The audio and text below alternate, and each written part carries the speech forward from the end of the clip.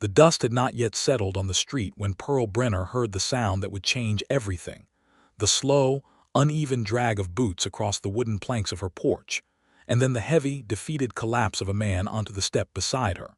She did not startle. She had grown too tired for startling. She had grown too tired for most things, sitting there in the long blue shadow of the late afternoon with a mending basket in her lap and 3 days of grief sitting on her chest like a stone. She had buried her father 2 mornings ago in the hard red earth of Caldwell, Kansas, and she had not cried yet because the tears had not found their way out from whatever deep place they were locked inside, and she sat there now simply existing, the needle in her fingers catching the last of the sun. And then the man sat down beside her, and he did not ask permission, and he did not introduce himself, and he did not say anything at all for what felt like a full and enormous minute. When he finally spoke, his voice came out cracked and rough as a dry riverbed, a voice that had clearly not been used for kindness in a long, long time. "You are the first good thing I have seen in years," he said. Pearl turned to look at him, and what she saw cracked something loose inside her chest. The man was wearing a Marshal's badge on a coat that had seen far better decades. His face was a landscape of damage, a jaw thick with dark stubble going gray at the edges, a scar running white and deliberate from just below his left eye to the corner of his mouth, and eyes the color of old creek water, green-gray and exhausted beyond what sleep could fix. He was not looking at her. He was looking out at the empty street where the sun was going down in fire and amber behind the grain elevator, and he said the words the way a man says something he has been carrying for so long that it finally just fell out of him, not as a compliment, not as an approach, but as a confession to the air. Pearl Brenner stared at Marshal Oscar Dawson and felt the strangest thing happen inside her, not pity and not fear, though both would have been reasonable. She felt recognized. She felt, for the first time since her father had pressed her hand and gone quiet on his sickbed, like she was not entirely invisible to the world.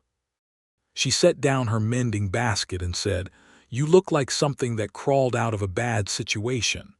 And the Marshal, despite everything, almost smiled. That almost smile was the beginning of it. But to understand what it was the beginning of, you have to go back 3 weeks, to when Pearl Brenner arrived in Caldwell on the Southern Cattle Trail with her father's wagon and her father's cough, and absolutely nothing else to her name except a strong back, a sharper mind, and a secret she had been carrying since Missouri that was growing heavier by the mile. Pearl had been 26 years old when she climbed down from that wagon and looked at Caldwell, Kansas for the first time. The town was neither glamorous nor wretched. It was functional in the way a knife is functional, thin, practical, a little dangerous at the edges. The cattle trade made it loud and the Kansas heat made it cruel, and in the summer of 1881 it was both simultaneously. She helped her father, Amos Brenner, down from the wagon seat with her hands around his thin waist, feeling how much weight he had lost on the road from Independence, and she told him it was going to be fine, and she believed none of it, and she said it anyway because there was no other option. Her father had come to Caldwell to see a man about a deed. That was what he told her. A man named Horace Velt held the title to a small piece of land just east of town that Amos Brenner claimed was rightfully his, a claim supported by a letter, a handshake agreement made before witnesses 12 years prior, and absolutely nothing legally recorded. Horace Velt was a land speculator who had arrived in the Kansas Territory in the years following the war and had made a considerable fortune buying up parcels that other people had emotional attachments to but not legal documentation of. He was not a man who responded well to handshake agreements and witness testimonies. He was a man who responded to paperwork and leverage. Amos did not have paperwork. But he had Pearl, and Pearl had a mind that ran like clear water over rough ground, quick, persistent, and very difficult to stop once it found its direction. She settled her father in a room at the Drover's Hotel, which was the better of the 2 hotels in Caldwell in 1881, and she went immediately to the county land office to understand exactly what documentation existed and what her father's legal position actually was. The clerk there, a young man named Cyrus with enormous side whiskers and a nervous disposition, told her that the deed was registered in Velt's name and had been for 4 years, and that unless her father had a competing deed or a notarized agreement, there was very little to be done. Pearl thanked him pleasantly and left with more information than he realized he had given her. She spent 3 days in the Caldwell Public Library, which was really just a large room above the hardware store with bookshelves and a territorial judge's donated collection of legal volumes, reading everything she could find about property disputes, deed registration, and the Kansas territorial statutes regarding prior claims. On the 4th day, she went to see a lawyer named Fitch, who had an office above the saloon on Kisham Street. Fitch was 60 and smelled of whiskey and had sharper eyes than his rumpled appearance suggested. He listened to everything Pearl told him without interrupting her, which she found surprising and encouraging. When she finished, he leaned back in his chair and said, "You know the problem with your case, Miss Brenner. The absence of notarization," she said. "Velt," he said. "The problem is Velt." He explained that Horace Velt had, over the course of several years in Caldwell, developed a relationship with virtually every official, judge, and officer in Comanche County that involved either money or fear or both. The man was not violent himself. He employed other people for that purpose. But his reach extended into every corner of the legal machinery in that part of Kansas, and anyone who brought a claim against him had a way of finding that the machinery had suddenly stopped working in their direction. "He's beyond the law here," Fitch said, and there was a flatness in his voice that told Pearl this was not speculation. "Then I will need to go around the law," she said. "That's a dangerous sentence, young woman." "My father is dying," Pearl said, and the plainness with which she said it surprised even herself. "He is dying, and he wants to die knowing that his land is his. I am not going to let a speculator with purchased friends take that from him." She meant every word. She had not understood yet how expensive meaning every word was going to be. Over the following week, while her father's cough deepened and the September heat pressed down on Caldwell like a hot iron, Pearl began quietly collecting information about Horace Velt, not confronting him, collecting information. There was a crucial difference, and she understood it instinctively. She spoke to the women who cleaned the hotel where Velt stayed when he was in town. She spoke to the man who kept his horses. She bought coffee for the clerk at the telegraph office and listened to what he said when he was not being careful about what he said.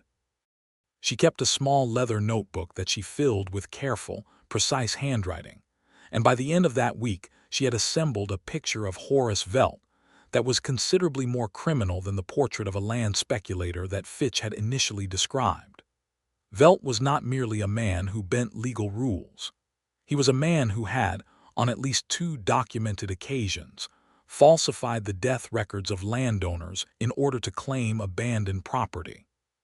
He had a man in Comanche County, a county official named Derek Plum, who handled the clerical side of these arrangements. And there was a 3rd occasion, more recent and more serious, involving a homesteader's family east of Caldwell that the town was not talking about loudly but that everyone seemed to know about in a general and uncomfortable way. Pearl brought this to Fitch. Fitch looked at her notebook for a long time. "This is enough to bring a federal case," he said, "if you can prove it and if you can get a federal ear." "Can you get a federal ear?" Pearl asked. "I know a man in Wichita," Fitch said slowly. "A judge. But the local law here is entirely compromised. If Velt catches wind of what you are doing before a federal action is initiated, there is nothing to stop him from simply making your situation very uncomfortable." "Define uncomfortable," Pearl said. Fitch looked at her over his spectacles. "The homesteader I mentioned, the family east of town, their house burned." Pearl held his gaze and did not look away and said, "Write to your man in Wichita." That was the week her father died. Amos Brenner went quietly on a Tuesday morning with Pearl holding his hand, and the window open to let in a breeze that, mercifully, came off the creek rather than off the cattle pens. She had not told him how far she had gotten with the land claim because she did not want to give him hope that she could not yet guarantee, and she had not told him about Velt's darker operations because she did not want to add weight to a man who was already sinking. He died believing she would figure it out, which was a different and kindlier thing than knowing she had, and she held that knowledge carefully because it was the only thing she had that was not painful. She arranged his burial with the economy of a woman who had very little money and the dignity of a woman who refused to let that show. She paid for a proper headstone with the last of the coins from the coffee tin in the wagon.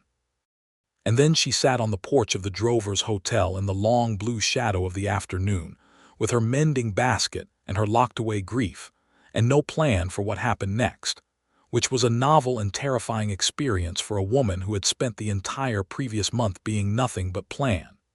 And then Marshal Oscar Dawson sat down beside her and told her she was the first good thing he had seen in years, and everything changed in a direction neither of them could have predicted. Oscar Dawson had been the Marshal of Caldwell, Kansas, for 14 months when he sat down on that porch step. He had arrived from Dodge City under circumstances that the town had accepted without pressing too hard, which was the custom when a town needed a marshal badly enough to not ask questions. What Caldwell knew was that he had a reputation as a capable lawman and a history of effective, if not always gentle, results. What Caldwell did not know, and what Oscar had no interest in discussing, was the shape of the previous 3 years of his life. He was 34 years old in the fall of 1881. He had been 31 when his wife, Clara, died of typhoid fever in Dodge City along with their infant son, whom they had named Eli and who had lived for 6 weeks. He had been 32 when he made the series of professional and personal decisions that had collectively destroyed the reputation he had spent a decade building, through a combination of drinking too much, caring too little, and one catastrophic error of judgment involving a cattle baron's money and a man who did not deserve protecting. He had been 33 when he had sobered himself up by pure grinding will in a rented room in Hutchinson, stared at his own face in a mirror for a long time, and decided that he did not have enough left of himself to deserve much, but that he still knew how to keep the peace, and that keeping the peace in some God-forsaken stretch of Kansas was perhaps the minimum acceptable use of the remaining years he was willing to take up. Caldwell had been that stretch of Kansas. He kept its peace with a thoroughness that impressed the town council and a joylessness that impressed no one. He did his job with the competence of a man who has done something long enough that it lives in his hands rather than his mind, and he went home in the evenings to a rented room above the land office and ate whatever he could be bothered to make, and did not drink whiskey, because that was the one promise he had managed to keep to himself, and he slept without dreaming because he had exhausted even his subconscious. He had not sat on anyone's porch and said anything remotely personal to another human being in so long that he could not have told you when. He would not have been able to explain afterward why he sat down beside Pearl Brenner specifically. He had been walking past on his evening round, and she had been sitting there, and something about the particular quality of her stillness had stopped him the way an unusual stone stops you on a path, not beautiful in a demanding way, just inexplicably worth pausing for. Her hair was dark and pulled back simply, and she had the kind of face that was not designed for prettiness, but for expression, a mobile, honest face that was, in that moment, very carefully holding something enormous. And she was doing her mending with a precision and determination that struck him as heroic, somehow, in the context of someone who was clearly barely managing. He had not meant to speak. He had certainly not meant to say what he said. But he said it, and then she turned and looked at him, and there was something in those hazel eyes that was neither pity nor judgment, and that was itself remarkable enough that he stayed. They talked until the stars came out. This surprised him considerably. Pearl told him about her father, not the details but the shape of it. A good man, A stubborn man. A man who had believed in the bedrock principle that a handshake between honest people ought to mean something in a country worth living in. She did not cry while she talked about him, and Oscar respected that without commenting on it. He asked a few careful questions and listened to the answers the way a man listens when he is genuinely interested, rather than simply waiting for his turn to speak. And Pearl noticed this with the part of her mind that was always noticing things and filed it. He told her almost nothing about himself, which she also noticed and did not push. What he did tell her was that he had been in Caldwell long enough to know its trouble spots, and that if there was anything she needed in the way of official assistance, she should feel free to come to his office. This was a professional statement, and they both understood it as such. But he said it with a warmth that was clearly unaccustomed, the warmth of a man rediscovering something he thought he had lost, and Pearl heard that underneath the official language and tucked it away carefully. He stood to leave when the night came fully down, and he stood there for a moment before going, holding his hat in his hands and looking at her with that exhausted, damaged face. "I am sorry about your father," he said. "Genuinely." "Thank you," Pearl said. "I believe you mean it." "I do," he said, and walked back into the dark. She sat alone on the porch for another hour after he left, turning the conversation over in her mind with the same careful precision she had turned the pages of the legal volumes in the library upstairs.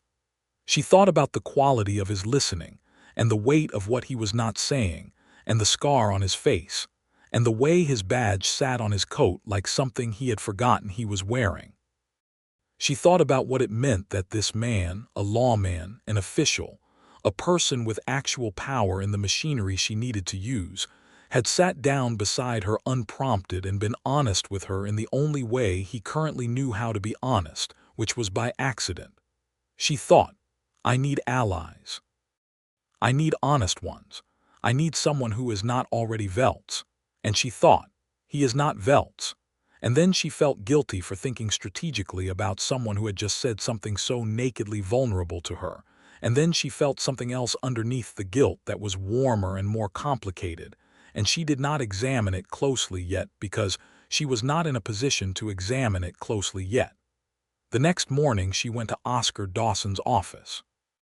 His office was at the north end of Kishom Street, a solid brick building that also served as the jail, with a front room that had a desk and 2 chairs and a gun rack, and the general atmosphere of purposeful austerity. Oscar was already at his desk when she arrived, and he looked up when she came in, and for a fraction of a second, something moved across his face that was not surprise, something closer to the expression of a man who had hoped for something, and is mildly astonished to find it has arrived.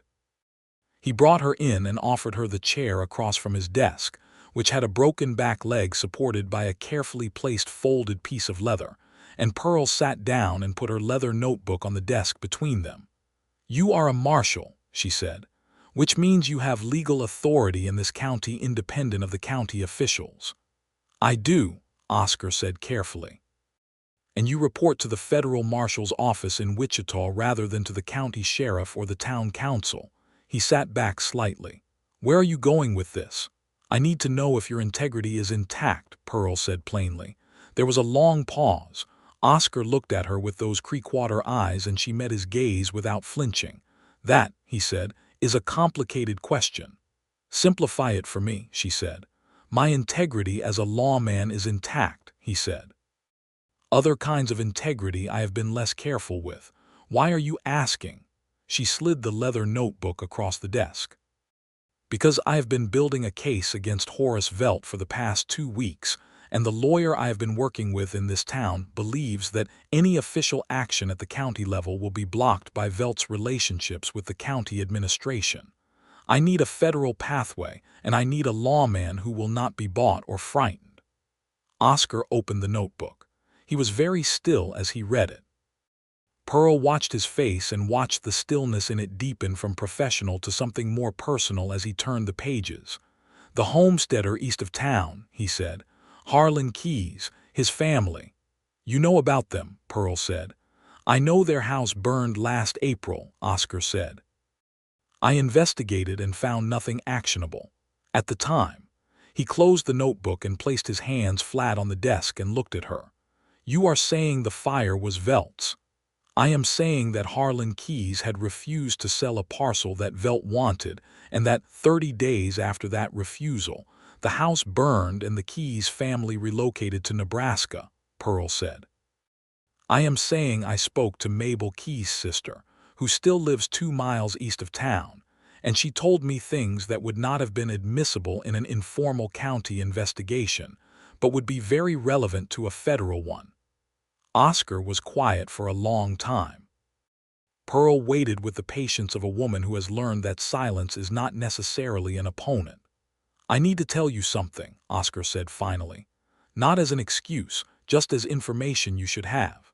Tell me, Pearl said. He told her about Dodge City. Not everything, not Clara, not Eli, those names still too raw to speak in front of strangers, but the professional part, the cattle baron's money, the man who did not deserve protecting. He told it economically, without self-pity, in the flat tone of a man issuing a weather report about himself.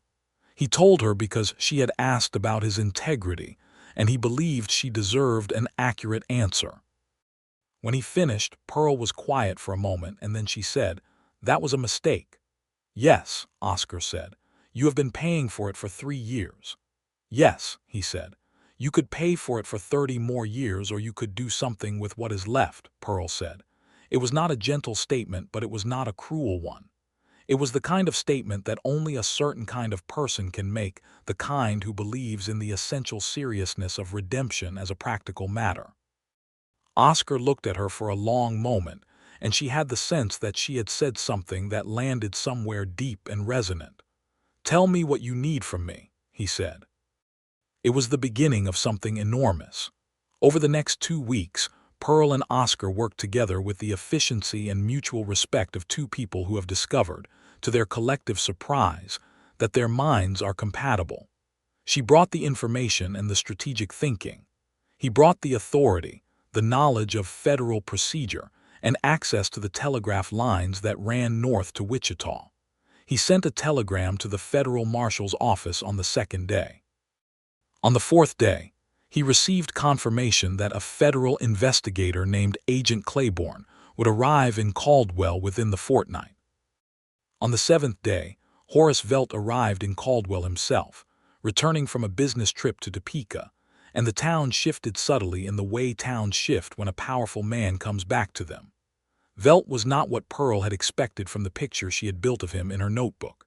She had expected someone overtly menacing. Instead, he was a trim, well-dressed man of about 50 with a banker's manners and a politician's smile, and he moved through Caldwell as if it were a room in his own house. He had a quality of genial authority that Pearl recognized as more dangerous than open hostility, because it was designed to make you lower your guard. He came into the hotel dining room on his first evening back, and Pearl was eating supper alone at a corner table, and he walked past her and stopped and introduced himself with perfectly calibrated warmth as if she were a distant acquaintance he was delighted to re-encounter. "You must be Amos Brenner's daughter," he said. "I heard about your father's passing. A loss, truly. He was a man of conviction." Pearl looked at him steadily and said, "He was." "I hope you are settling his affairs without too much difficulty," Velt said, and the pleasantness was real enough that only someone who knew exactly what was underneath it could hear the implication in the word difficulty. "Quite smoothly, thank you," Pearl said. He held her gaze for just a moment longer than casual conversation required, and then smiled and moved on, and Pearl sat very still and finished her supper, and did not allow the cold that had moved down her spine to show on her face. She went directly to Oscar's office afterward. He was at his desk with a report he was writing, and he looked up when she came in and immediately put the report aside. He had developed a sensitivity, over the past week, to the particular quality of her arrivals. She always knocked, but somehow the quality of the knock conveyed whether she was coming with new information or with something more urgent. "He's back," Oscar said, not a question. "He approached me at supper," Pearl said. "Very friendly, he knows who I am." Oscar's jaw tightened slightly. How much does he know, do you think? He knows I am here about the land claim, Pearl said, sitting down in the chair with the repaired leg. Whether he knows about the notebook, about Fitch, about Claiborne coming, I cannot tell, but the friendliness was a message. He was letting me know he knew. He has people in this town who report to him, Oscar said. The county recorder's office, probably 2 or 3 businesses. He could have heard things. What is our exposure? Pearl asked. Oscar thought about this. The telegram to Wichita went through the town telegraph, but I was careful about the language. He would need someone in the federal office to understand what it meant, and I do not believe he has that kind of reach. Fitch is the risk, Pearl said. If Velt knows about Fitch's involvement. How careful has Fitch been? As careful as a man who drinks can be, Pearl said, and the honesty of this was not reassuring. Oscar was quiet for a moment. He was looking at her with an expression she had begun to identify over the past week, a look of concentrated concern that was partly professional assessment and partly something else that he had not put into words and that she had not put into words either, but that was present in the room between them like a third party. I want you to move hotels, he said. The Drovers is visible. Velt knows you are there. I cannot afford. There is a widow on Maple Street named Mrs. Corcoran who rents rooms, Oscar said. She is not connected to Velt or his people in any way I am aware of. The room is inexpensive and the location is quieter. I will speak to her. Pearl looked at him. You are worried about my safety. I am worried about the investigation's integrity, he said, and then, as if recognizing the incompleteness of this, added, and your safety, yes. It was, by the standards of their careful and professional interactions, quite a personal statement. Pearl held it for a moment and then nodded. I will move tomorrow morning, she said.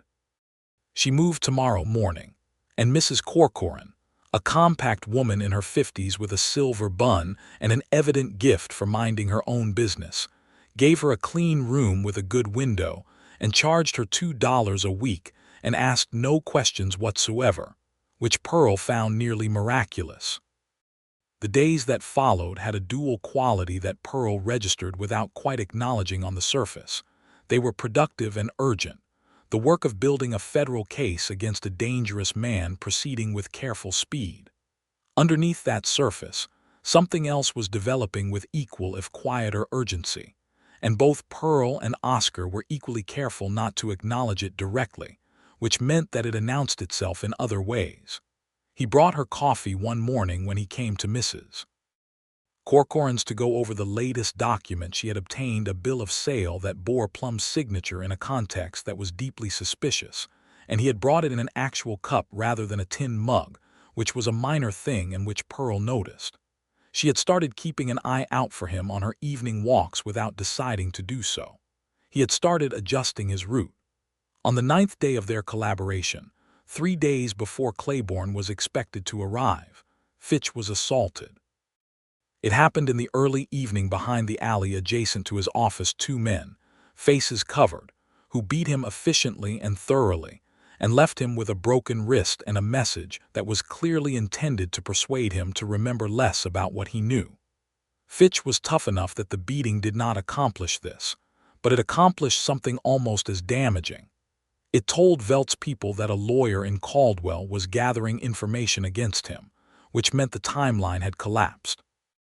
Oscar got to Fitch's office within 10 minutes of being told, and Pearl arrived 2 minutes after Oscar, and they stood in the small, book-cluttered room with the disheveled lawyer who had been cleaned up by his secretary and who was holding his bandaged wrist with the other hand and looking more angry than frightened, which Pearl respected enormously. They took my files, Fitch said. The physical files. Not everything. I have copies of the most important documents at my house, but they took what was in this office. Which means Velt knows you have been working against him, Oscar said. It also means they do not know about the copies, Pearl said. Or they would have gone to his house instead. We need to move faster, Oscar said. He looked at Pearl. I need to send another telegram to Wichita tonight. Can you stay with Fitch until I get back? I do not want him alone. Yes, Pearl said, and Oscar was already moving toward the door. He paused with his hand on the doorframe and looked back at her, and there was something in that brief look, something that was not professional, something that had the quality of a man communicating something he was not saying, and then he was gone. Pearl spent the evening with Fitch, going through the documents he had at his house by lamplight, organizing them, making duplicates of the most critical items. Fitch's housekeeper, a stoic Cheyenne woman named Alma who had worked for the lawyer for years, made them beans and cornbread and tea, and they ate and worked, and Fitch said at one point, looking up from a document, "That Marshal of yours is not what Caldwell gave him credit for being." "He is not mine," Pearl said. Fitch gave her a look over his spectacles that suggested he found this statement mildly amusing and chose not to argue it. Oscar came back at 10 o'clock with the news that Claiborne had been reached and was accelerating his arrival. He would be in Caldwell by tomorrow evening, a day ahead of schedule. This was good. The timeline narrowing was dangerous but manageable if Claiborne arrived before Velt's people connected enough of the threads to act more dramatically. They discussed strategy for an hour, the three of them in Fitch's lamplit parlor, and Pearl noticed that Oscar and Fitch's relationship had shifted subtly in the past hours. There was a mutual respect developing, the kind that comes from two capable people recognizing each other under pressure. She also noticed that Oscar was tired in a way that went beyond the physical, the kind of tiredness that comes from being the person who has to be alert so that others can be slightly less so, and she found this moving in a way that she categorized firmly as irrelevant to the current situation. The current situation was what mattered. Claiborne arrived the following evening on the 5:40 from Wichita, a sharp-faced man in his 40s with a federal badge and a suitcase that was considerably larger than a man on a short trip would need, which Pearl interpreted correctly as meaning he was prepared to stay. Oscar met him at the depot, and Pearl met them both at Oscar's office 20 minutes later, having been sent a note by Mrs. Corcoran's youngest boy, who served as an informal messenger. She walked into Oscar's office, and Claiborne looked at her with the frank surprise of a man who had not expected the primary information source to be a woman in her mid-20s, and then he looked at the leather notebook she placed on the desk, and the copies of documents Fitch had sent with her, and the surprise in his face converted rapidly and professionally into something more like respect. The meeting lasted 3 hours. When it was over, Claiborne sat back in his chair and said, "Miss Brenner, you have built a more solid foundation for a federal investigation than I have seen from experienced investigators. How did you do this?" "I listened carefully and wrote things down," Pearl said. Claiborne looked at Oscar. Oscar looked at Pearl with a quiet pride that he did not attempt to hide, and she felt the warmth of it in a way that she catalogued very carefully and then set aside because they were not finished yet. The next 48 hours were the most tense of Pearl Brenner's adult life. Claiborne moved efficiently and quietly, making contact with the county recorder's office under a guise that gave nothing away, examining official records under the authority of his federal badge, and sending coded dispatches to Wichita. Oscar maintained his normal marshal's rounds with deliberate casualness, giving no outward indication that anything had changed. Pearl stayed at Mrs. Corcoran's and continued her careful, invisible work. She had identified a man named Abbott who worked at the land office and who she believed had specific knowledge of the record falsification, and she spent 2 careful days creating the conditions under which Abbott might be willing to talk. Abbott was not a criminal by nature. He was a clerk who had been maneuvered into complicity through a combination of financial need and incremental pressure, the kind of man who had told himself each small step was not that bad until he found himself significantly far from where he had intended to be. Pearl recognized this pattern and treated him accordingly, not with pressure, but with the provision of a way out.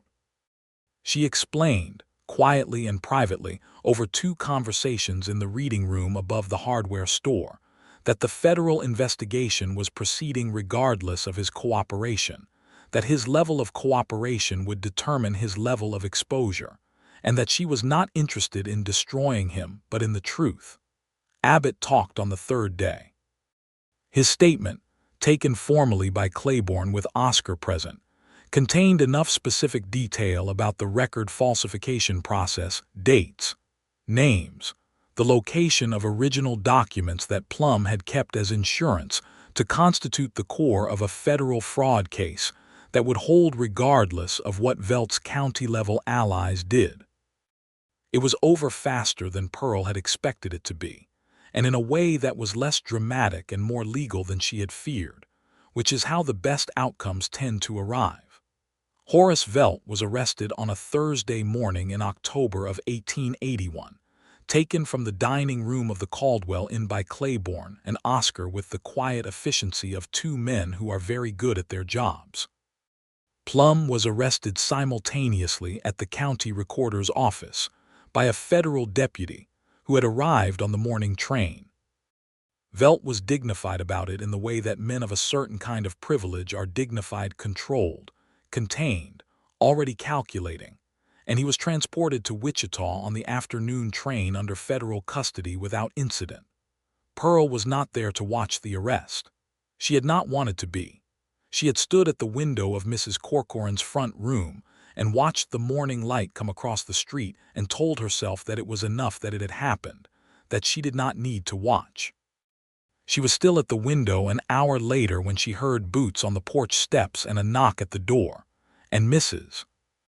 Corcoran opened it, and Oscar Dawson came in with his hat in his hands and the look of a man who has just done something he is glad to have done.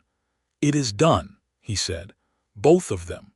Pearl exhaled something that was not quite a breath and not quite a word. She pressed her hand flat against the window glass for a moment and then turned to face him, and something had changed in her face. The careful, controlled surface of the past 3 weeks had shifted, and what was underneath it was not relief exactly.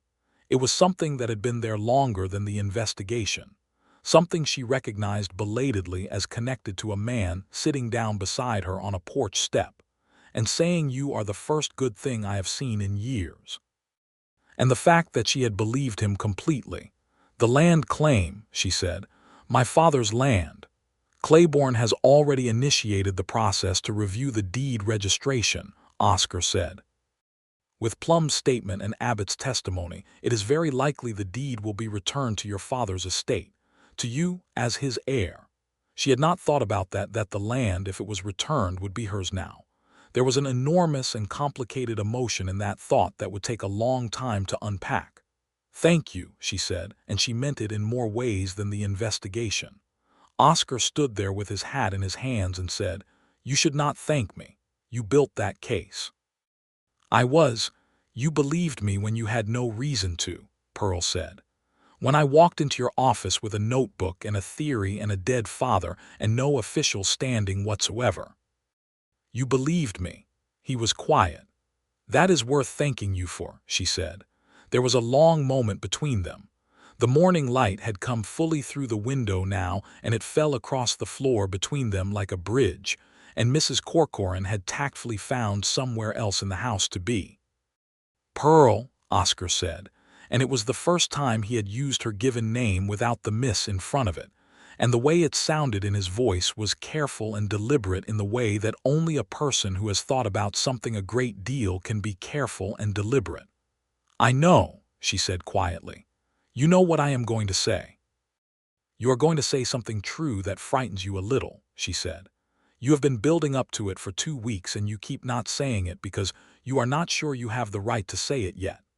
He looked at her for a moment, and then the corner of his damaged face moved into something that was no longer almost a smile but an actual one, and it transformed his face in a way that made Pearl's chest do something complicated. "I don't have much to offer," he said. "I have a salary and a rented room and a reputation that is only recently being rebuilt. I have made mistakes that I am not done paying for." "I know all of that," Pearl said. "I am telling you anyway, so you cannot say I did not tell you." "You are absurdly honest for a man who was afraid to say hello," Pearl said. "I was afraid," he said simply. "I am telling you, Because I would rather have told you and had you say no than have not told you and spent the rest of my life in that rented room wondering. Pearl looked at him, this broken, careful, decent man who had sat down beside her in her grief and said something true without knowing he was going to, who had listened to her and believed her, and used the authority he had to help her do what she needed to do, who brought coffee in real cups and adjusted his evening route and could not quite hide the way his eyes followed her when she came into a room. "I have a parcel of land east of town," she said. "As of what you just told me." "Apparently," Oscar said. "I have been thinking about what to do with it," she said. "A person could build a house on it, if they had someone to help." Oscar Dawson stood very still in the morning light with his hat in his hands and looked at Pearl Brenner and said nothing for a moment. And then he said, "Are you asking me to help you build a house?" "I am asking you whether you have any intention of staying in Caldwell long-term," Pearl said. "I have a 14-month appointment that renews in the spring," he said. "Will you renew it?" "That," he said slowly, "depends considerably on what there is to stay for." Pearl looked at him steadily and said, "There is a parcel of land east of town, and a woman who intends to build something on it, and who would find the company of a marshal with functional integrity quite agreeable." The actual smile that moved across his face then was extraordinary wide and slightly helpless, the smile of a man who had not expected to smile like that again, and did not quite know what to do with the muscle memory of it. He crossed the room in 3 steps and took her hands in his, which were large and work-roughened and careful, and he looked at her from the considerably shorter distance between them with something in his face that was not just relief and not just affection, but the look of a man on the far side of a long darkness who has just seen the light become real. "Pearl Brenner," he said, "you are the most formidable woman I have ever met in my life." "I know," she said. "Are you frightened?" "Thoroughly," he said. "In the best possible way." She laughed, an actual surprised laugh, the first laugh she had produced since long before her father died, and it came out of her with the quality of something that had been stored under pressure and released. Oscar watched her laugh, and his face held an expression of such uncomplicated joy that it would have been painful to look at if you were inclined to cry. They were not dramatic about what came next in that moment. He did not kiss her immediately. He held her hands, and they stood in the morning light in Mrs. Corcoran's front room, and they talked, actually talked, about everything they had not talked about yet, the things that had been held behind the professional necessity of the past weeks. He told her about Clara and Eli. Not in detail, not all at once, but he said their names, which was the thing he had not been able to do with another person for 3 years, and Pearl held his hands a little more firmly while he said them, and did not fill the space with words but let him fill it in his own time, which was exactly right. She told him about the secret she had been carrying since Missouri, the one that had been growing heavier by the mile. It was not a dramatic secret. It was simply the truth that she had known for the past year that her father was dying, and she had given up a position as a school teacher in Independence to travel with him. And she had told everyone it was because she wanted to, which was true. But the harder truth was that she had also given up a man in Independence who had not wanted to wait, and whom she had let go without fighting for it.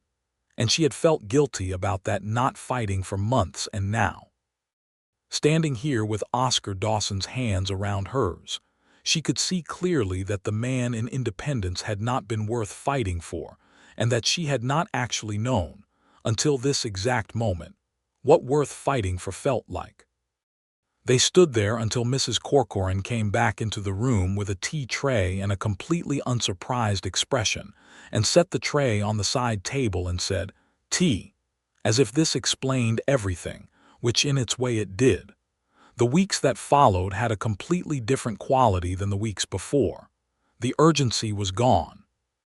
What replaced it was something slower and warmer and more demanding in a different way. The demands of 2 people deciding to become important to each other in full knowledge of each other's histories and shortcomings. It was not effortless. Oscar was, by habit and grief and 3 years of solitude, a man who had relearned self-sufficiency as a survival mechanism, and certain kinds of closeness required a deliberate, conscious effort that cost him something real.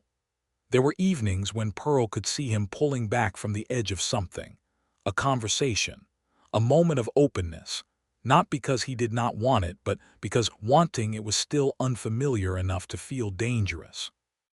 And Pearl had her own version of this, her own learned independence and her own private calculus of risk, the part of her that had been managing everything alone for so long that accepting help felt like a form of vulnerability she had to keep relearning to allow. But they were both fundamentally honest people, which is the most useful thing two people learning to love each other can be. When he pulled back, she gave him room and did not interpret it as rejection. When she closed off, he noticed and said, quietly and without pressure, "I'm here," which was exactly the right thing.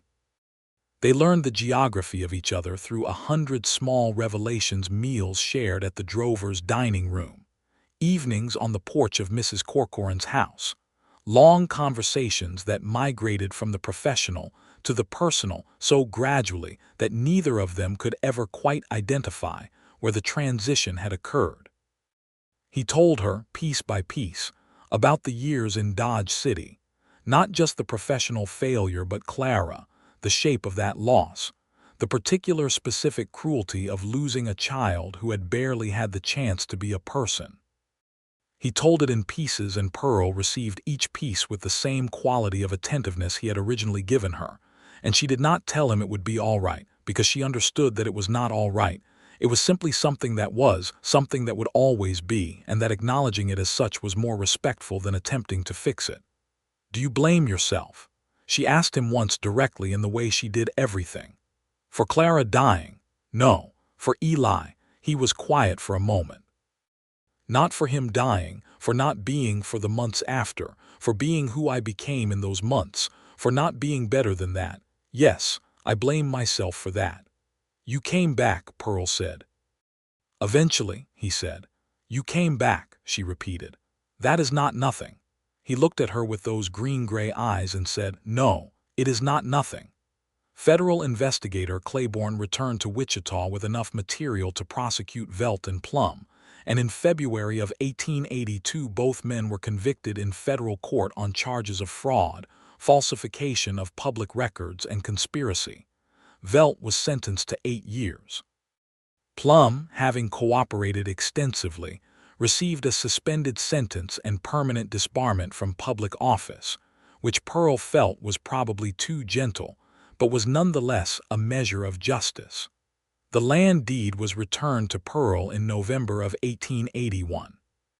It was a document she held in her hands for a long time the evening she received it, sitting in Mrs. Corcoran's front room with the lamp lit and Oscar across from her, watching her face. "He would have been glad," Oscar said. "Yes," Pearl said. "He would have been very glad." She put the document in the leather notebook that had started all of this. She did not put it away. She kept it on the windowsill of her room at Mrs. Corcoran's, not as a record of victory but as a record of her father, who had believed that a handshake between honest people ought to mean something. In December of 1881, Oscar Dawson asked Pearl Brenner to marry him. He did not make a great theatrical event of it. He was not a theatrical man.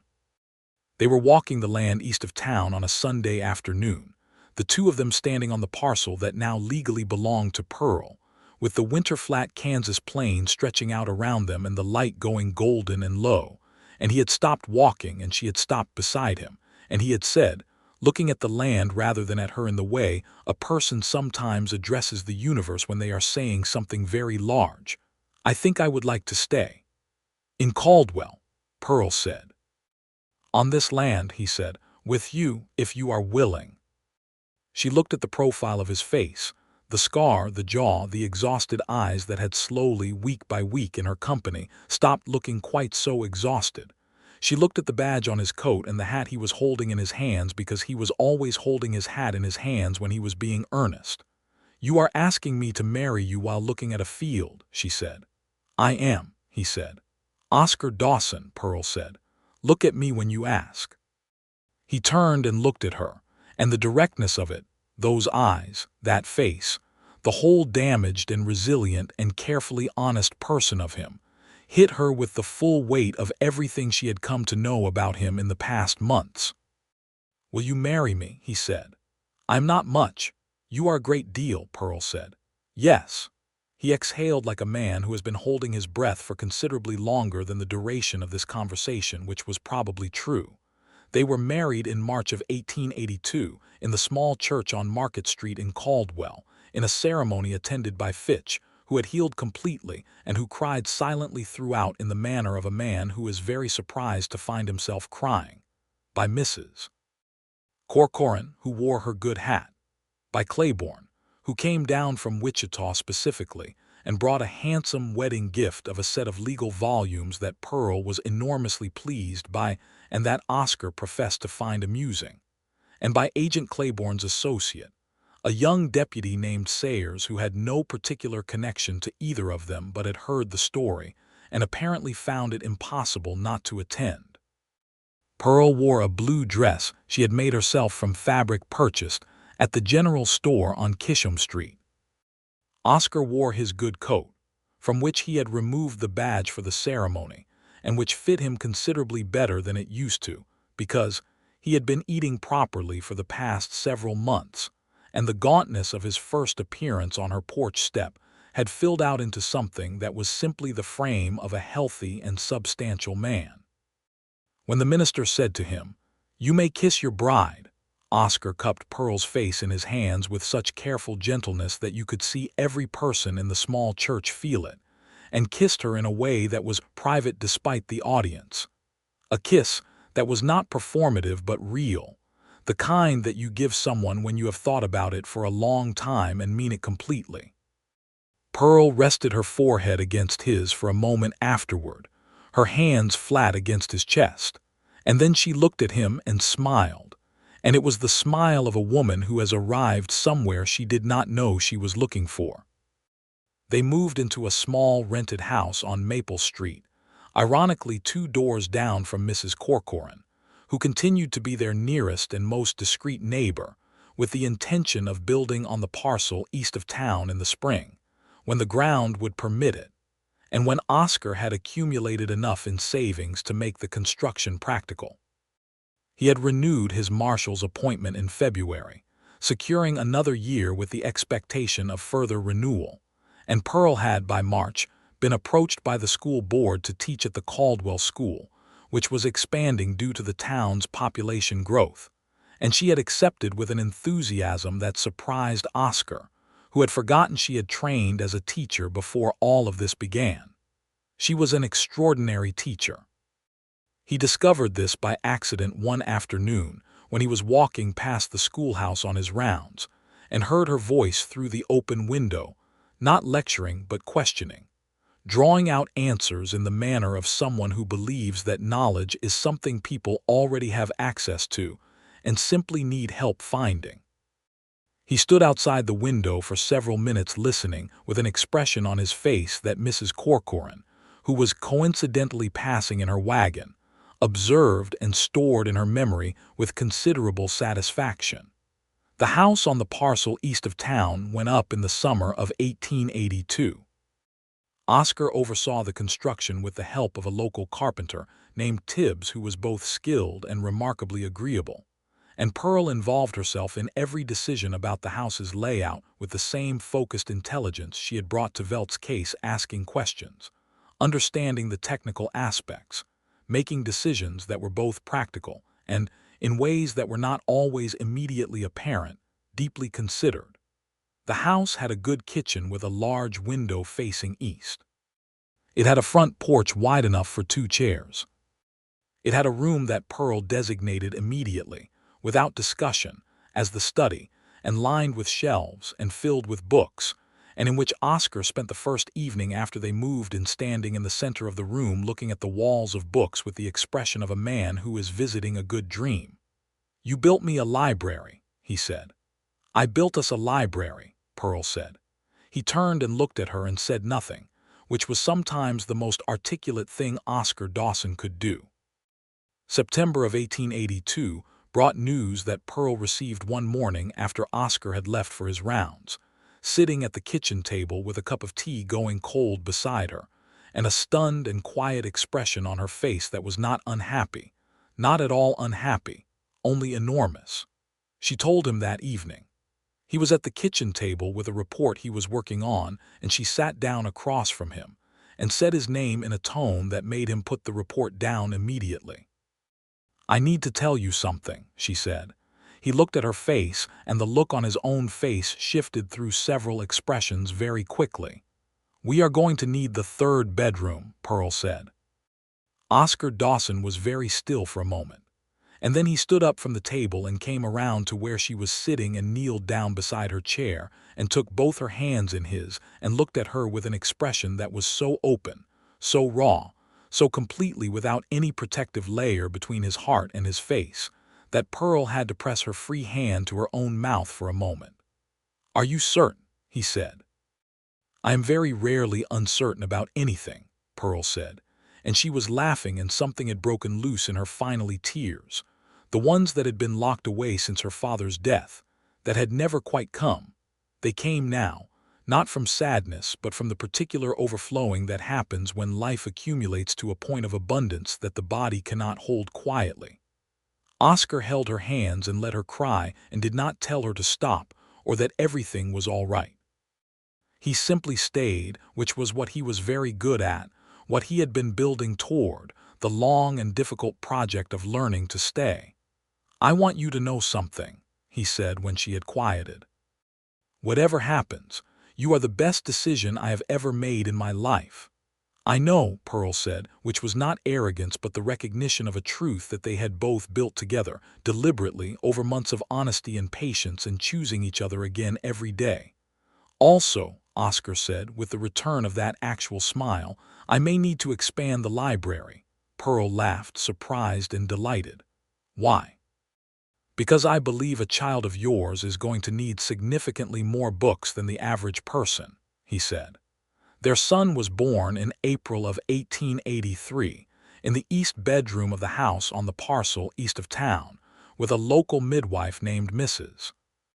Garza attending and Oscar in the house throughout, which was not the custom among men of the era but which Pearl had made clear was non-negotiable, and which Oscar had not argued for even a second. The labor was long and difficult, and Oscar spent much of it sitting in the hallway outside the bedroom door in a state of concentrated, private fear that he acknowledged to no one, doing the thing he had learned to do, and the worst of it, staying present, staying available, not allowing himself the escape of distance. When he heard the child cry for the first time, the sound went through him in a way that was not clean or simple. It passed through the place where Eli lived in his heart, and he felt that fully and painfully, and then it arrived somewhere new, somewhere that was only this child, and he pressed his hands to his face for a moment in the empty hallway and breathed. Mrs. Garza opened the door and said, "A boy, Marshal. You have a son." He walked into the room, and Pearl was in the bed, pale and exhausted, and looking at the small creature in her arms with the expression of someone who has just encountered the most astounding thing in the world, which is essentially accurate. She looked up when Oscar came in and held the child out to him, and he took the boy with the careful certainty of hands that knew how to hold something irreplaceable and looked down at the scrunched, furious, brand-new face. "Amos," Pearl said. "After my father." "Amos," Oscar said. His voice was entirely even, which required considerable effort. He sat on the edge of the bed beside Pearl, and she rested her head against his shoulder, and they looked at the child together in the morning light coming through the east window, and it was as complete a moment as either of them had ever inhabited. The years settled into them the way good years do, not uniformly, not without difficulty, but with the underlying current of rightness that makes difficulty bearable. Oscar continued as Caldwell's Marshal through 1884 and into 1885, developing a reputation that extended well beyond Comanche County, not for violence or spectacle, but for the specific and valuable quality of being a lawman who could be trusted absolutely, who did not bend to money or influence, who treated every person who came through his office with the same plain fairness regardless of their station. This reputation was not unconnected to Pearl's influence, which operated not through instruction but through example, through the model of a person who believed in the essential fairness of things and acted accordingly. Pearl taught at the Caldwell school until Amos was born, and then took a year away and then went back, first 3 days a week, and then full days when Amos was old enough for Mrs. Corcoran, who had developed a grandmotherly attachment to the boy that was entirely mutual, to look after him. She was, by general agreement, the best teacher Caldwell had produced, and the school board raised her salary twice and gave her increasing latitude over the curriculum, which she used to include subjects that the students' parents occasionally found surprising: history that did not exclude the darker parts, science taught rigorously, the reading of actual literature rather than only primers. Fitch retired from his legal practice in 1884 and gave Pearl his entire collection of legal volumes, which required 2 additional shelves in the library, and which she categorized with a thoroughness that Fitch found both touching and unsurprising.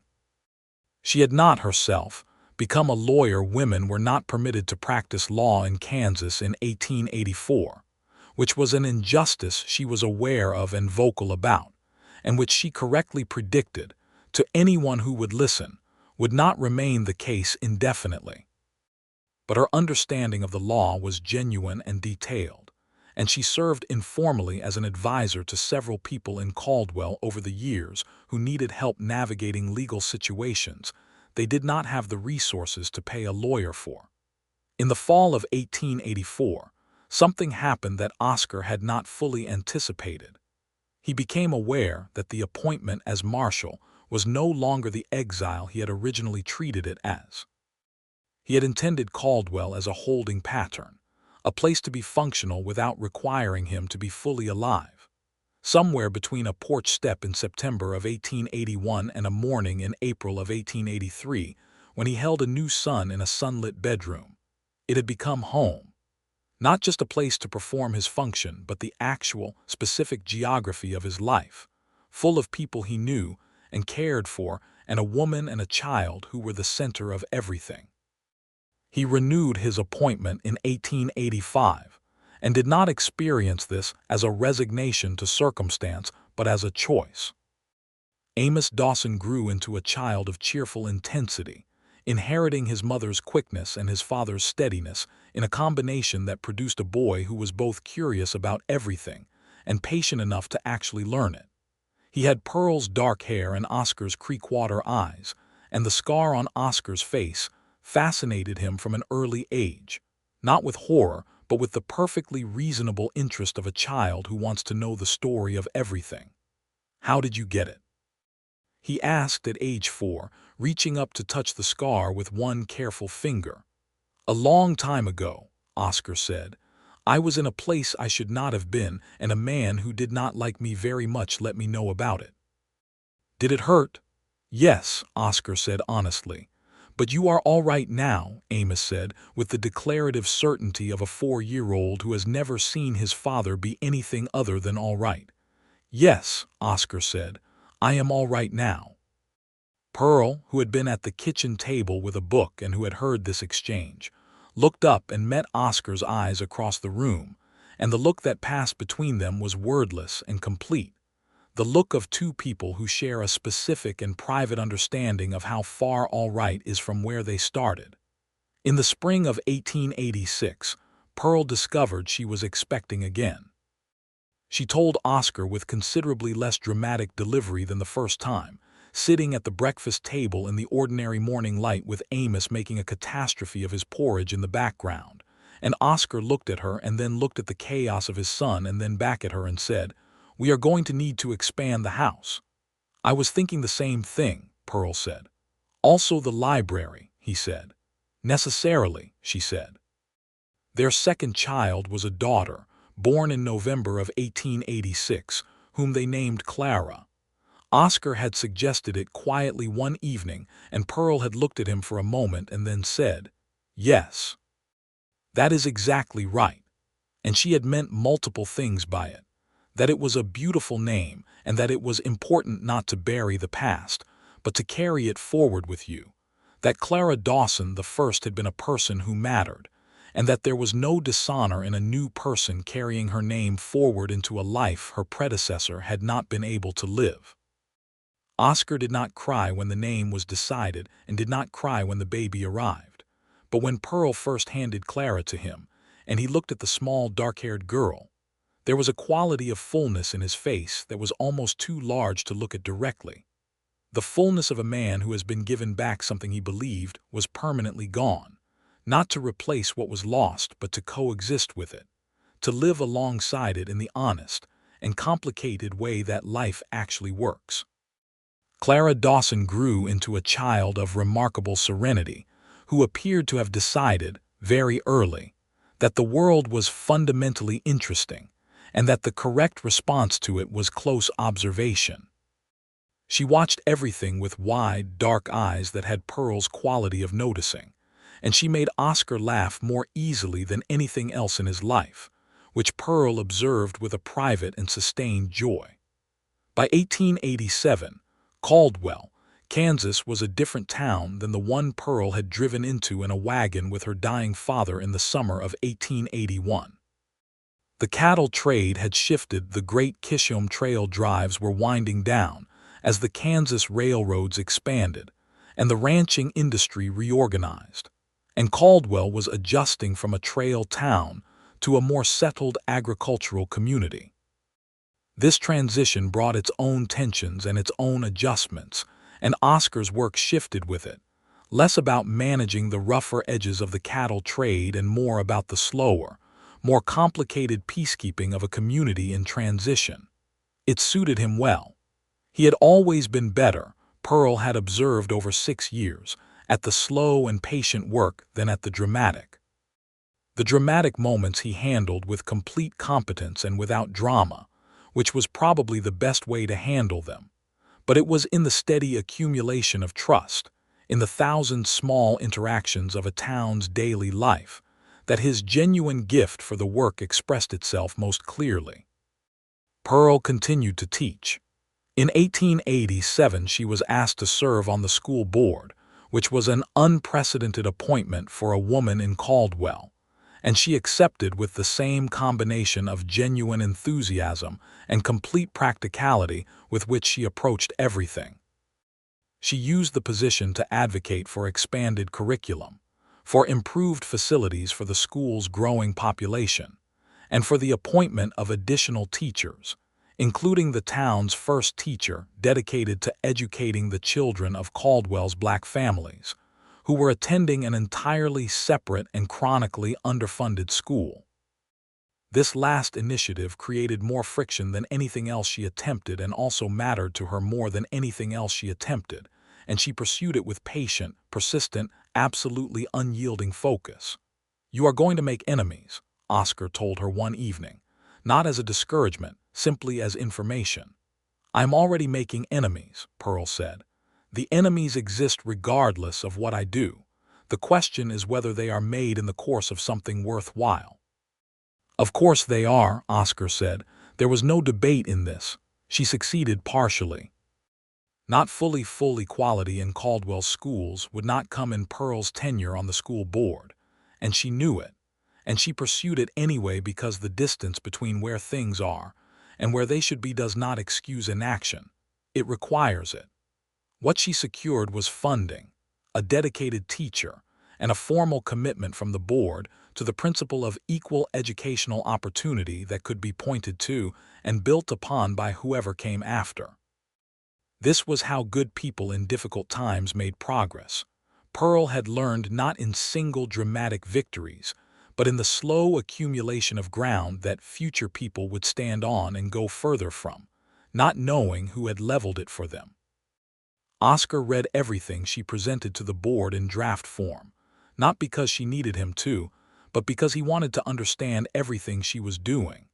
And she read his incident reports and his correspondence with the federal office, and they talked about the work of both their lives with the same respect and interest they had brought to the original case against Velt, which was how they had started, and which had become the foundational mode of their relationship: mutual, honest, attentive. He told her once, not long after Clara's first birthday, lying in the dark on a November night with the wind coming in off the plains and the house warm around them and both children asleep, "I used to be afraid of silence." "Afraid of it," Pearl said. "It was where everything I didn't want to think about lived," he said.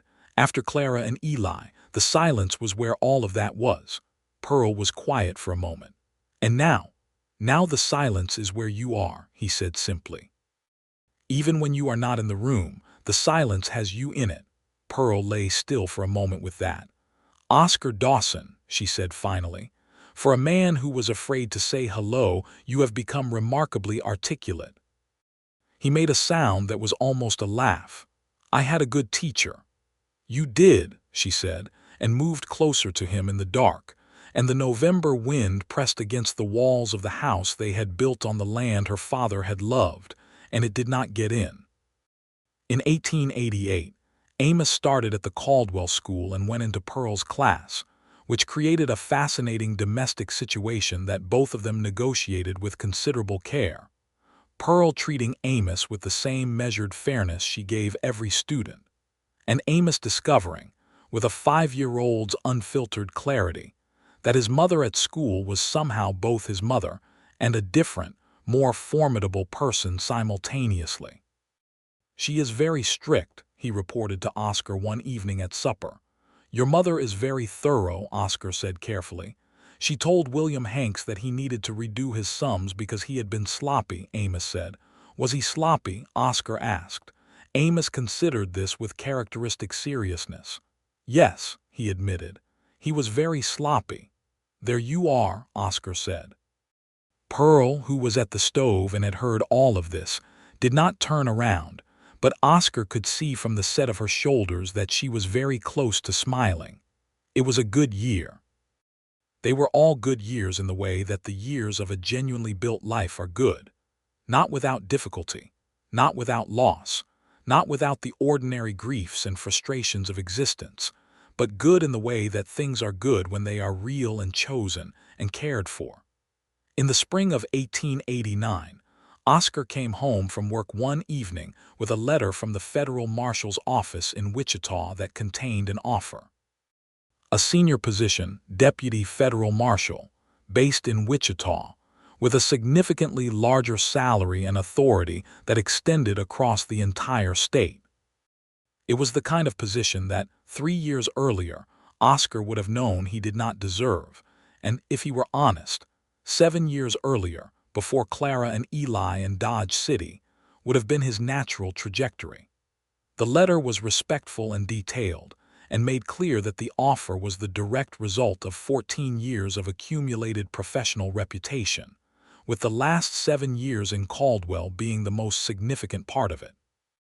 He gave the letter to Pearl without comment and watched her read it. She read it through completely and then looked up. "What do you want to do?" she said. "I want to know what you want," he said. "I am asking you first," Pearl said. He was quiet for a moment.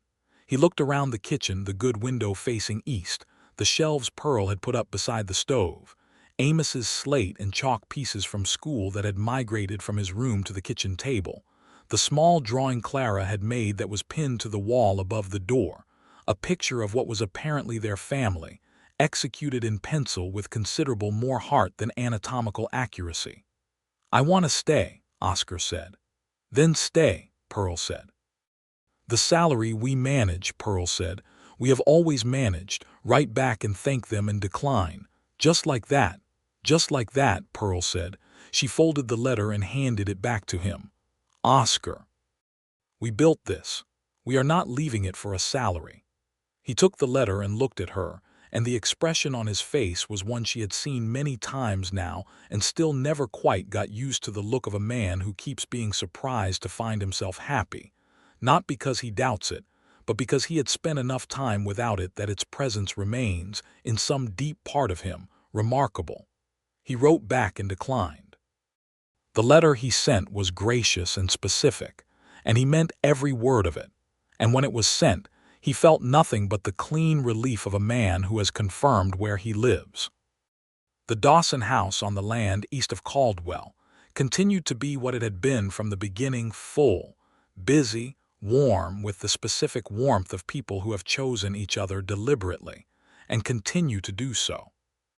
Fitch came to supper regularly, having retired to Caldwell after all rather than returning to Wichita as he had occasionally threatened, and he had developed the comfortable role of honorary family member who argued with Pearl about legal theory and taught Amos card games, and fell asleep in the armchair in the library with impressive consistency. Mrs. Corcoran came on Sundays with her excellent pound cake and a tolerance for the chaos of two young children that suggested either genuine affection or exceptional stoicism, and probably both. Amos grew into a serious, earnest, kind boy with a gift for mathematics that surprised everyone, including Pearl, who had assumed he would be literary, and Oscar, who had assumed he would be like neither of them, and was therefore entirely prepared for something unexpected. Clara grew into the person her infancy had indicated she would be: observant, serene, occasionally devastating in the precision of what she noticed and reported, and possessed of a laugh that, when it came, was so completely joyful that it was impossible to be in the room with it and not feel better about everything. Oscar was promoted within the Caldwell Marshal's office in 1891 to chief marshal for the county, which reorganized the office and added staff, and increased his salary to a level that no longer required Pearl's teaching income for the family's basic needs, though Pearl continued to teach, because she was not going to stop doing something she was that good at simply because the financial urgency had reduced. The promotion also brought with it a formalization of the reputation that had been accumulating for a decade. Oscar Dawson, people said in Comanche County and beyond it, was a man you could count on, which was a simple thing to say and the most complicated thing to have earned. He was 39 years old in 1886 and 44 in 1891, and the years had done something interesting to him, had added weight in the right places and taken it away in others, had deepened the lines in his face and lightened the intensity in his eyes in a way that was not weakness, but the specific softening of a man who has been loved well for a long time. The scar on his face had become so much a part of his landscape that Amos, at some point, stopped noticing it entirely, and Clara, when she was old enough to understand the concept, had said simply, "It is part of your face, Papa." Like your nose, which had made Pearl laugh, and which Oscar had accepted as the most accurate verdict on the matter he had ever received. Pearl at 36 was different from the Pearl who had arrived in Caldwell with her mending basket and her locked-away grief, and her notebook full of careful observations about a corrupt man. She was still precise and still direct and still possessed of a formidable intelligence that made certain people uncomfortable, and that she no longer bothered to minimize for anyone's comfort. She had lines around her eyes from years of squinting at prairie sun, and from the kind of constant laughter that is only available to people who have genuinely found something funny. Her dark hair had a silver strand or two, which she found interesting, and which Oscar had expressed feelings about in terms that were both specific and entirely unsuitable for writing down in any public record.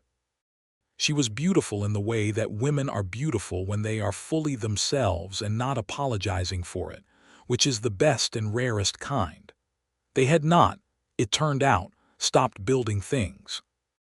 In the summer of 1892, they broke ground on an addition to the school, a new wing that would serve as a proper library and science room, funded partly by the school board, partly by a donation Pearl had secured from a sympathetic businessman in Wichita through the kind of persistent and specific letter-writing campaign that she had always been extraordinarily good at, and partly by a donation that appeared anonymously on the school board's accounts, and that Pearl did not inquire too closely about because she had a good idea of its origin and did not want to have to pretend to be surprised.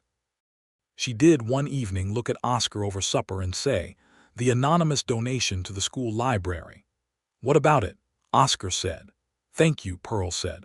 "I don't know what you're talking about," Oscar said, and applied himself to his supper with great concentration. "Of course you don't," Pearl said. Amos looked between his parents with the expression of a 9-year-old who suspects that some adult communication is occurring over his head and who intends to understand it eventually. Clara ate her supper with serenity as she ate everything and said, "More bread, please," which cut through the subtext efficiently. The school library opened in the spring of 1893. Pearl stood in the new room on its first morning with sunlight coming through the windows she had specified be put on the east and south walls, looking at the shelves they had built, and the books on them donated, purchased, solicited, argued for, and thought about the room above the hardware store in 1881, the legal volumes and the lamp, and the desperate reading of a woman with very little time and a great deal of need. She had come a long distance from that room. But she carried it with her, the way you carry the places where you were most necessary to yourself, as foundation, not as past. Oscar found her there in the afternoon, after the students had been through and the room had had its first real day of being used, and she was standing at one of the south windows watching the light on the Kansas plain. He came and stood beside her. "Good day," he said. "A very good day," Pearl said. He put his arm around her shoulders and she leaned into him with the ease of 12 years of choosing each other, and they stood together in the room she had built and looked at the flat, enormous, beautiful, difficult country around them. "I keep thinking about something," Oscar said. "Tell me," Pearl said. "That first evening," he said, "on the porch of the Drovers, I told you." "I know what you told me," Pearl said. "I meant it," he said. "And I mean something more now, something I did not have words for then." He paused. "You were the first good thing I had seen in years, and you became every good thing after that. All of it runs through you." Pearl was quiet for a moment. "That is a very large statement," she said. "I am a large man," he said. "I have room for large statements." She laughed, the surprised, delighted laugh that she saved for him specifically. And then she turned and looked at him, this Marshal, this steady and damaged and rebuilt man who had sat down beside her on a porch step without knowing what he was starting, who had believed her when she needed to be believed and stayed when staying was hard and kept every promise he had made her, including some she had not asked him to make. "Oscar," she said, "the best thing I ever did was put down my mending basket and talk to you." "The best thing I ever did," he said, "was not walk past you." She took his hand and held it, and the April light came through the windows of the library she had built onto the school in the town where her father was buried, and where she had found, in the ruins of someone else's grief, the foundation of her own extraordinary life. Outside, through the window, Caldwell went on being itself, neither glamorous nor wretched, functional in the way a knife is functional, thin and practical, with the cattle trade quieter now, and the town older and broader and full of the particular character of a place where a lot of life has been lived. People came and went from the school down the road, and the church on Market Street rang its bell on the hour, and the afternoon train from Wichita came through at 5:40 as it always had, and on the parcel of land that Amos Brenner had loved and Pearl Brenner had fought for and Pearl and Oscar Dawson had built on together, the spring grass was coming in green and thick after the winter. They walked home together as the evening came on, through the streets they had walked 1,000 times, past Mrs.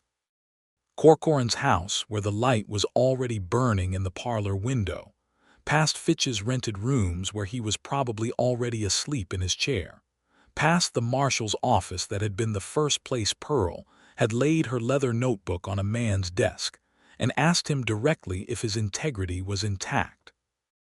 Amos was at the kitchen table with his mathematics when they came in, and Clara was sitting on the floor in the parlor talking to the cat they had acquired without quite deciding to acquire it, a large and opinionated orange animal named, by Clara, Senator, for reasons she had explained fully to her parents and that neither of them had entirely followed. The house was warm and lit and full of the sound of its own living, and Oscar took Pearl's coat and hung it on the hook by the door with the same care he brought to everything he did for her, every day, in the accumulation of 12 years of small, deliberate actions that added up to a single, enormous statement. Pearl set water on for supper and Oscar checked in with Amos about the mathematics, and Clara introduced Senator to both of them as if they had not met him previously, which they had, many times, but which Clara clearly felt was worth repeating. And the evening settled around them all in the easy, warm, irreplaceable way that evenings settle when you have built the right life in the right place with the right person. Later, when the children were in bed and the house was quiet, Pearl sat in the library with a book she was not really reading and Oscar sat across from her with a report he was not really writing.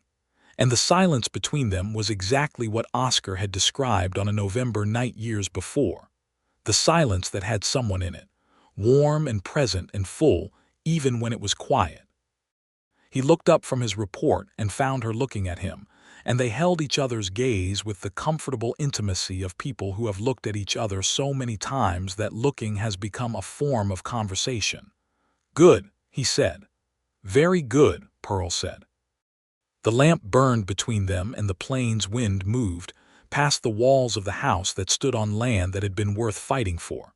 And Oscar Dawson, the broken Marshal who had sat down on a porch step in the long blue shadow of a September afternoon, and said something true by accident to a woman with a mending basket and a locked-away grief, and a leather notebook full of careful observations, was neither broken nor alone, and had not been for a very long time. And Pearl Brenner, who had driven into Caldwell with nothing but a strong back and a sharper mind and a father's dying wish, had built something out of all of it, out of the grief, and the fight, and the unexpected man on the porch step. Something that was solid and real and entirely hers, and that she added to every day with the same deliberate, persistent, patient intelligence she had brought to everything that mattered.